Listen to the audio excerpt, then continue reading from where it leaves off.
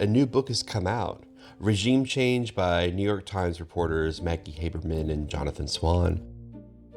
And it turns out we missed some things, specifically where the gold came from, how it got onto the walls, who put it there, what's it made of, and a very specific morning in the Oval Office involving a tube of superglue. We need to talk about the superglue. Before any of the gold went up, something had to come down. According to regime change, the White House staff were given a very clear instruction after the election: return the Oval Office and the private residence to exactly how they looked at the end of Trump's first term. Not a neutral reset, not a clean slate. Exactly how they looked before. Which meant remove every trace of the Biden years. Carpets were replaced in the hours between one first family leaving and the next arriving. The reason given was dog hair and stains. The Bidens had dogs. This is the kind of detail that sounds petty until you remember it was apparently a formal directive. But carpets were the easy part. The hard part was the figurines. During Trump's first term, the Oval Office mantel featured 5 silver-plated figurines of Greek gods, including Poseidon, holding his trident. Trump had first encountered them at the Paris embassy during a 2018 visit, liked them immediately, and had them shipped back to Washington.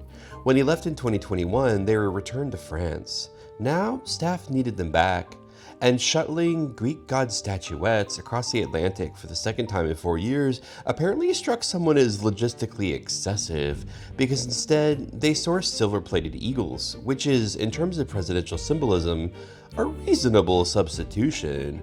But Trump noticed. Because of course he did. Now, the gold.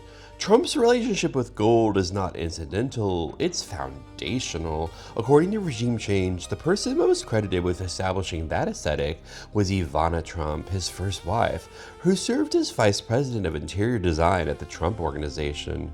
It was Ivana who reportedly first encouraged what would become a signature: gold everything. Trump Tower, the private jet, the brand, the identity. Gold projected ostentation, and ostentation for Trump was the point. He would eventually sell gold sneakers. He draped gold silk across the bedroom walls of his private aircraft. He put the words Trump Tower in gold letters on the side of a building in Midtown Manhattan. And then, in second term, he brought that logic to 1600 Pennsylvania Avenue. What makes this particularly interesting is that Trump didn't think of gold purely as decoration. According to the book, he referred to the antique golden urns in the Oval Office as, and this is a direct quote, cash. As in, he would show them to people and say, "See that cash?" People look at it, all they see is cash. Which is either a very efficient theory of aesthetic value or a sentence that reveals more than intended. There's also a political dimension to this that's worth noting. During the 2024 campaign, Trump repeatedly invoked the Gilded Age, the late 19th century era of rapid industrialization and protectionist tariffs, as his economic model. The term Gilded Age was coined by Mark Twain, satirically, as a critique of the vast inequality, rampant corruption, and concentrated wealth, all concealed beneath, in Twain's phrase, the thinnest veneer of gold. Trump used it as a compliment. Make of that what you will. In the Oval Office, the gold didn't arrive all at once. It accumulated. First came objects relocated from the residence. Among them, a set of gold epergnes. These are tiered decorative centerpieces, the kind of thing you'd use to serve macarons at a diplomatic tea. Melania Trump had used them exactly that way, presenting cookies and madeleines to visiting heads of state. They were moved to the Oval Office fireplace mantel. Then came the urns, the chalices, the gold frame paintings, the cherubs above the doorways, the golden molding, the gilded presidential seal on the ceiling. Trump's granddaughter, Kai, recently gave a YouTube tour of the space, and her commentary is worth quoting directly. Alright guys, we're in the Oval Office right now. So everything's gold because my grandpa hates gold, so he actually decided to add a lot of gold to the Oval Office. That's a joke, he loves gold, it's just like his favorite thing on the planet, if you guys haven't noticed. Pointed out that even the desk coasters and the tray holding his Sharpies are gold. The Sharpie tray, gold. Now, around this point, the internet started asking a question. Was any of it actually gold? Specifically, people noticed that the fireplace appliques in the Oval Office bore a striking resemblance to a product sold at Home Depot. the Icana Millwork Polyurethane Applique and Online Molding. Available for $58, made from molded urethane. The product page on Home Depot's website was subsequently flooded with reviews. One read, "My boss is image obsessed and understands that when it comes to decorating, more is more, and he's convinced it's all real gold." Another, "Paint it gold and it's just like the Oval Office." The White House pushed back. An official statement confirmed the decor was made with the highest quality gold and that the president was paying for it himself. Trump addressed it directly during a Fox News tour. Another one thing with gold, Why not you silver? you can't imitate gold, real gold. There's no paint that imitates So gold. these aren't like from Home Depot or something? No, this is not Home Depot stuff. No, This is- not stuff you buy. This is not Home Depot. He said it twice. Whether that settled the debate is a matter of perspective. The Home Depot reviews continued. Which brings us to the morning that explains everything. According to Regime Change, Press Secretary Caroline Leavitt entered the Oval Office and found the President of the United States holding a tube of superglue. He was affixing gold decorations directly onto the marble fireplace mantel, not directing someone else to do it, not approving a design proposal, not overseeing an installation, physically attaching gold things to the wall himself. In the Oval Office, the book notes that this surprised no one in his inner circle because Trump was known to prefer his own aesthetic handiwork to anyone else's. Let's sit with that framing for a moment. The reason the President of the United States was personally applying decorative appliques to a historic fireplace mantel with a tube of superglue was that he had a known preference for doing exactly this kind of thing himself, and his staff had adjusted their expectations accordingly. Now, if some of those appliques happened to be lightweight polyurethane pieces that could be handled and repositioned, then the question of whether they were real gold becomes almost philosophically interesting, because in that moment, the only thing that mattered was adhesion. What stays on the wall is what becomes real. If you watched our previous video, linked below, you'll know about the separate bedrooms. Trump and Melania have reportedly maintained separate rooms in the White House, room 219 and room 220, the only presidential couple to live this way since Richard and Pat Nixon.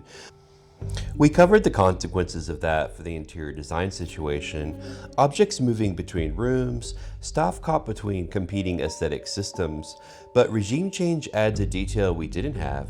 Elon Musk, at the time running Doge Task Force, asked Trump if he could stay at the White House. Trump said yes. Melania objected.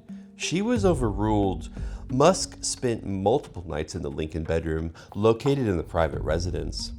The book also notes that on other nights, Musk stayed with friends, though he also told associates he had taken to using a sleeping bag on the floor of his office in the Eisenhower building, which is a separate story entirely. But the point is, the First Lady explicitly objected to a guest staying overnight in her home, and that objection was not honored. In May 2025, Musk addressed the sleepovers publicly. "I guess we're good friends and we'll be on Air Force One or Marine One." And then he's like, "Hey, do you want to stay over?" And then I'm like, "Sure." He added that Trump would call at night to make sure he got ice cream from the kitchen. Musk has since left Doge. The two men have had a public falling out and more recently appear to have reconciled. But Melania's position on the sleepovers was never reported to have changed.